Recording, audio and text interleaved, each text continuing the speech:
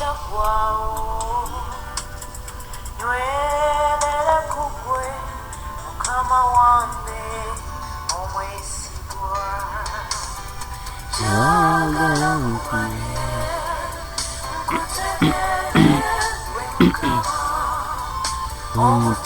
gwange gunanye Mukama njagala kumanya.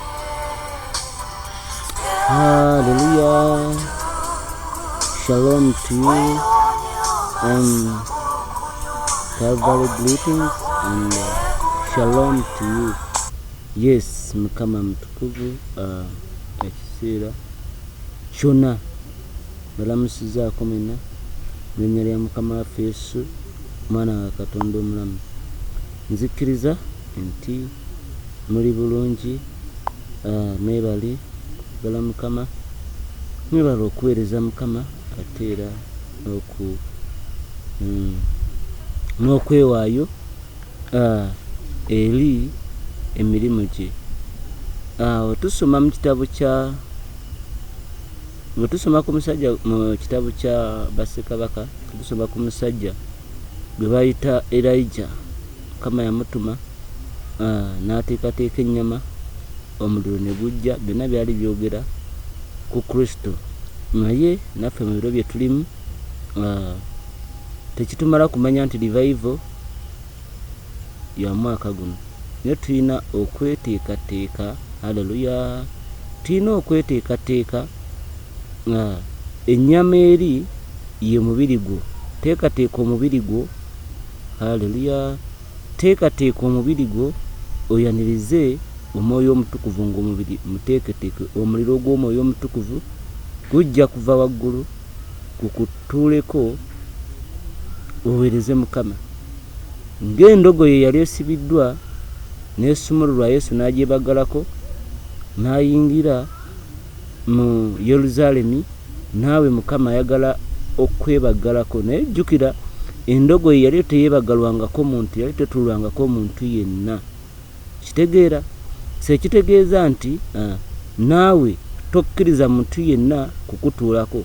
Tokkiriza ddiini, tokkiriza bulombolombo, tokkiriza nnono, tokkiriza buwangwa imini nibifaananawo ebityo okutuulako. Spirit of religion is deadly. So weeteeketeeke, Kristo ayagala kukutuulako, gula omutima gwo. Olwaleero si kyenjiza okwogerako, ako kabadde akalowoozo oba ekigambo eri ggwe kikyenza okwogerako. Katusabe nkikubuulire. Katonda wa Ibrahim, Isaaka ne Yakobo mu linnya erya Yesu omwana wa Katonda omulamu, weewaawo neewaayo gy'oli omwoyo omutukuvu, jangu ofuge mu nsi okola okwagala ku obulungi bwo n'ekisa kyo. Ensi weewaawo ekutegeere, leeta okumanya Katonda ataggwaawo, ekitiibwa kyo kirabisibwe eri abatukuvu bo. And God's people say amen and amen. Kale njagala okwogera ku 3 sources of dreams. 3 sources of dreams oba ensibuko 3 ez'ebirooto. Hallelujah. Ebirooto birina ensibuko. Eriyo ebirooto ebifoomingibwa endowooza zaffe. Nga owulira nti mu buto twali abato baatugananga okulaba ebintu ebitiisa, nga naawe abaana bo boogana okulaba ebintu ebitiisa. Lwaki? Kubanga waneebaka agenda kubirogootana ewaawo ate afune okutya. So n'ebirooto birina ensibuko 3. Esooka babiyita eriyo ebirooto ebiva mu ndowooza z'abantu, from our own imaginations oba from people's imaginations. Bible ekyogerako etya njagala kubalaga. Isaiah 29 19:8. Yes, no 29:8 egamba nti awo kiriba ng'omuyala bw'aloota era laba ng'alya naye n'azuukuka. Okirabye? Omuyala definitely ajja kuloota ng'alya, kubanga omutima gwe n'omubiri gwe yeebase enjala emuluma era alowooza mmere. Bw'aneebaka agenda kulowooza mmere, ng'alya n'azuukuka n'obulamu bwe nga tebukkuse, obanga ng'ow'ennyonta era laba ng'anywa naye n'azuukuka era laba ng'azirika n'obulamu bwe nga bwoya bwe kityo bwe kiriba ekibiina eky'amawanga gonna agalwana n'olusozi Sayuuni. Mukama mutukuvu. So ebirooto ebisinga, eno yemu ku nsibuko y'ebirooto ey'amaanyi, ti abantu bangi baloota ebintu. Osobola okuba mu kyaki ng'olina omuvubuka oba omuwala gwe weegomba ng'ekkanisa mwina mumwagala, kuba eka yalimu singo, mwina ne mutandika okumuloota abantu 3, abantu 5, mwina Mukama yamundaga. Abalala balina ekizibu nti balina abantu be bazaalamu abaana, naddala abakyala. Mulina abantu be bazaalamu abaana ne mwawukana nga sina balokole, baafuna naddala abakazi abalala, naye muloota ebirooto byabwe nga mbu be babba bammwe. Nedda si bwe kiba, naye kubanga omulowooza ku mutima era omutima gwo guli gyali ogenda kukiruta. Abalala baloota basumba. Haleluya. Musumba, nze ndoota musumba gundi nga musumba oluusi na mufumbo alina omukyala n'abaana, naye nga yooli yeekutteko nti nze Mukama gwandaga. Kiva mu ndowooza, nga oloota nga olowooza ku ssente nowebaka n'olowooza ku ssente. So ebirooto ebisinga biva mu ndowooza. Weegendereze nnyo ebirowoozo byo. N'abamu muloota bikawuula, kubanga mugenda okwebaka nga mumaze okulaba blue move ne firimu obw'omukwano ne mukutula emizimu gya kawuula, naye nga newe gukutula tegulivaawo, kubanga firimu z'olaba ze zireetera ebirooto ebifaananayo bityo okubanga tebita bulamu bwo. Yesu yeebazibwe. So Mukama mutukuvu. Kati tugenda ku soosi endala. Ku soosi endala eriyo kye bayita ebirooto ebiva ewa Setaani. Yesu yeebazibwe. Eriyo ebirooto bye bayita ebiva ewa Setaani, kyo kya mulundi gwa 2, type number 2. Eriyo ebirooto ebiva ewa Setaani nga Setaani abireeta kubuzaabuza. Haleluya. Nga abireeta kubuzaabuza. Kale kambikuleko wano Bayibuli yange tulabe.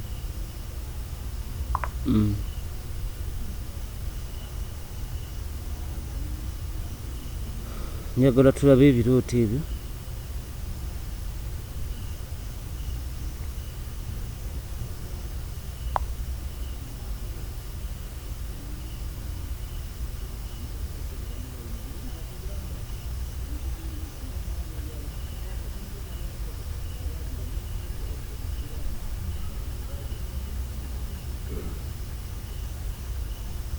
Ndikebera hano ku Bayibuli yange nina kyandikuba kyennoonya.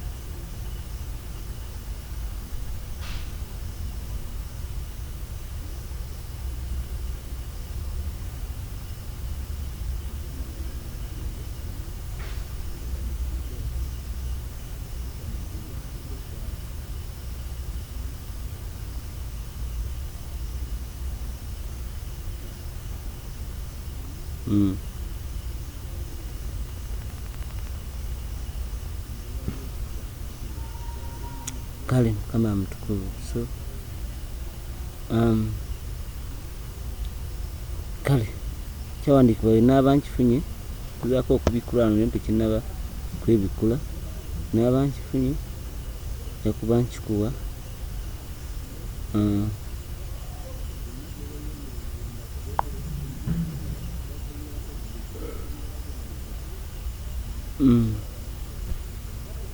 So ebirooto ebimu biva wa Setaani.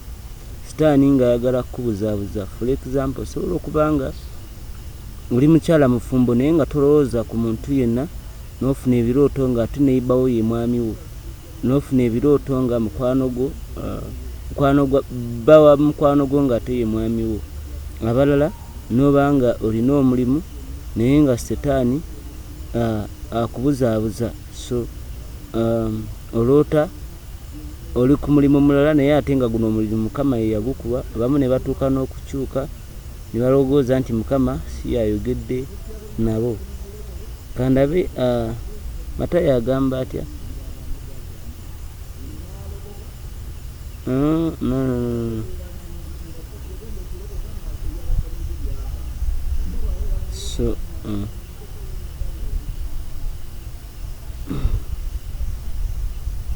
John 8:12 Bible teyogera bulungi maybe olulala Bible egamba mu Yokaana 10:10 nti sitaani omubbi tajja bula okubba okutta n'okuzikiriza. So sitaani aleeta ebirooto naye ng'ayagala okujja ku kwagala kwa Katonda n'omulamwa. So eyo nayo soosi nkulu, weegendereze nnyo ebirooto byofuna. Kati then eriyo ebirooto namba 3, ebirooto ebiva ewa Katonda. Ebirooto ebiva ewa Katonda, haleluya. Ebyo ebirooto Katonda ayogera naatu n'abatali balokole, ayogera ne Maagi ng'alabula ku butattibwa Kristo. Yali mukazi wa Pilaati obutatta Kristo. So ayogera naye, yayogeranga na Yusufu ng'amulungamya. Ebirooto by'obwa Katonda, ekisooka woodo tekirooto ky'obwa Katonda. Mu kirooto ebirungi naddala ebyobuwanguzi, ovaamu osanyuse, ovaamu olira oli nnomo, ovaamu olina emirembe n'ebirala.